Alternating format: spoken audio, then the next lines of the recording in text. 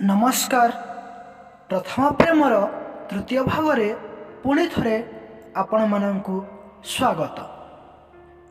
केते जे दिन केते जे राति पाहीगला पिलार मनरे परिवर्तन आसला।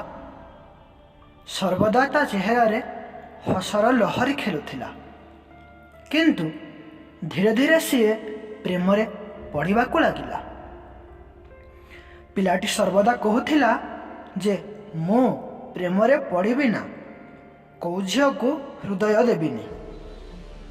हेले कौन प्रेम करा जाए ना, प्रेम तो ही जाए। ता श्रेणीर जड़े झील जहा सहित से खूब झगड़ा करुथिला, ता उपरे पुणी प्रेम आसीगला।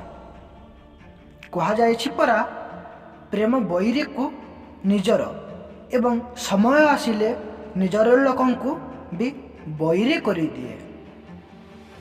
ठीक एया घटिला ता उपरे। जार चेहरा देखा सी पसंद करू नथिला, दिने से झील ता हृदय राजती करनेला। एथर दुहें को खूब निकटवर्ती हो गले।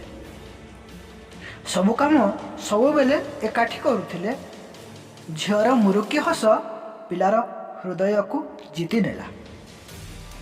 पिला प्रथमे प्रथमे चेष्टा कला जे एई रोगरु मुक्ति पाइबाकू, हेले प्रेमर रोग कौन सहजरे छाड़ी जाए ना, ना सहजरे छाड़े ना।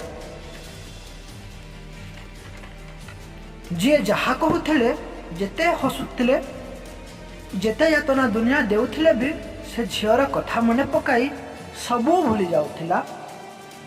एथर पिलार मनरे प्रेमर रंग संपूर्ण भावे लगी जाइथिला। ए कहानी पुणी आगक बढ़िबो आसंता भागरे। से पर्यंत मते अनुमति दियंतु आज पई विदाय नेबाकू। शुभ विदाय बंधुगण।